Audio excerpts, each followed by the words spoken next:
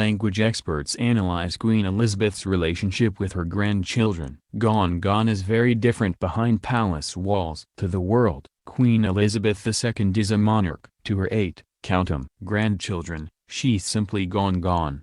And just like any other grandmother, she scolds them, plays with them, and celebrates them, even when they're naughty. So, what's Granny actually like? She works very hard and she sees her service as important, but behind closed doors, she worries and minds an awful lot about the rest of the family. She makes sure everyone is happy and finding their own path in terms of success, Prince William said in an interview. Body language experts turn to her precise body angles, facial expressions, and subtle gestures for proof. It's incredible how attentive, hands-on, and engaging she is given the fact that she has a royal rulebook to follow. Susan Constantine, human behavioral expert and author of The Complete Idiot's Guide to Reading Body Language, tells Good Housekeeping.com. This adorable scene with a young Prince William, Prince Harry, Zara Phillips, and Princess Beatrice at the Queen's beloved Balmoral Castle shows the monarch in action.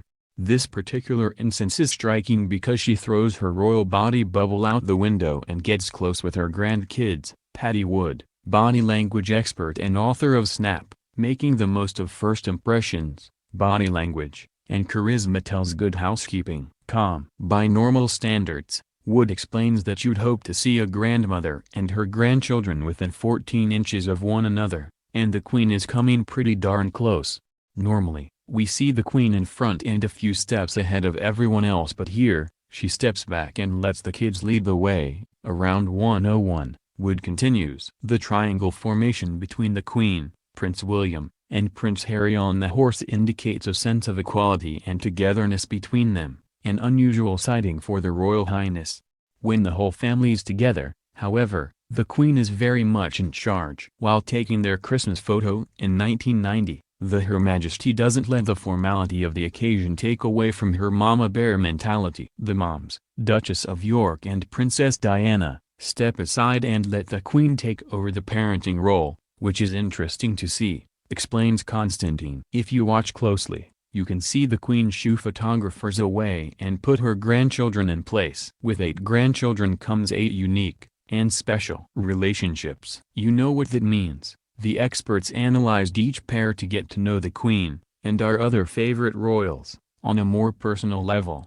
Peter Phillips. 40 years ago, the birth of Peter Phillips made the Queen a grandmother, and she was understandably excited about it. Case in point, her movements such as bending forward and reaching out her hand are purposeful, explains Constantine. She wants to be connected to the newborn, but the royal standards simply hold her back from being as affectionate as she'd like to be. Still, you can see the love written all over her face. Zara Tindall. Alas, the quintessential grandmother moment, this moment between the Queen and Zara, the daughter of Princess Anne and Mark Phillips, is rare due to a casual, comfortable manner. You can sense just how relaxed the two of them are. It's evident that the Queen isn't afraid to show emotional connection despite the public setting, Constantine tells us. There's a deeper level of intimacy between them. The physical closeness between the two is a type of heart intimacy, which is a telling sign of their close bond, says Wood.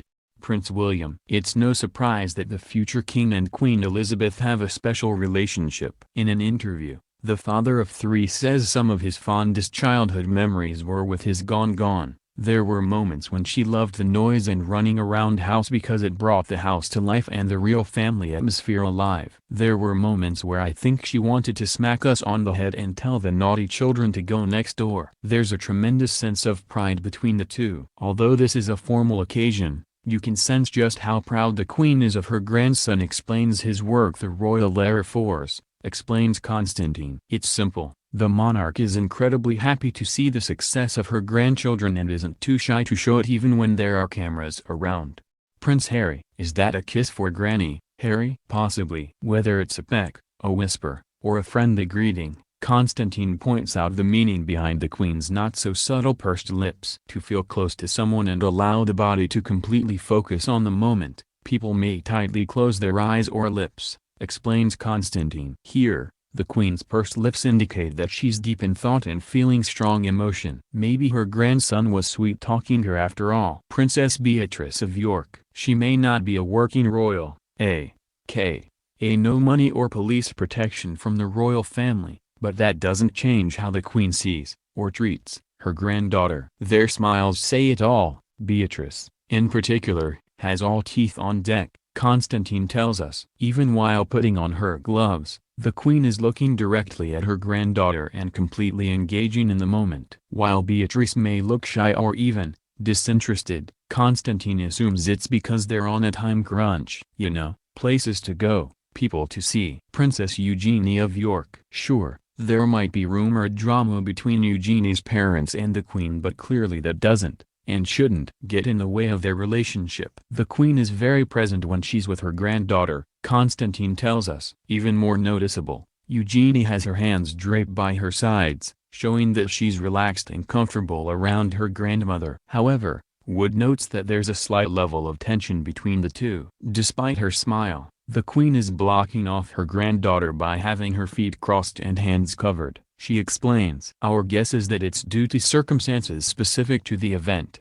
Hey, horse racing is intense." Lady Louise Windsor. Prince Edward and Sophie, Countess of Wessex's teenage daughter, is precious in the eyes of the Queen. The look on her face, the touching of the hat. While we don't know if the Queen was simply touching Lady Louise's cap or adjusting it, it's still significant that the Queen is touching her granddaughter in such a public arena, Wood tells us. Even better, her granddaughter is looking up at her with a beaming smile, which I refer to as a body language. In other words, the 14-year-old's body language is bringing up the energy and mood of those around her, including the Queen. James, Viscount Severn. Since the Queen's youngest grandchild is a mere 10 years old, there's very few instances where the two have been spotted together in public. At the wedding of Prince Harry and Meghan Markle, James and his grandmother stood next to each other as they waved the happy couple off. James is clearly standing closer to his mother, Sophie, Countess of Wessex, rather than the Queen,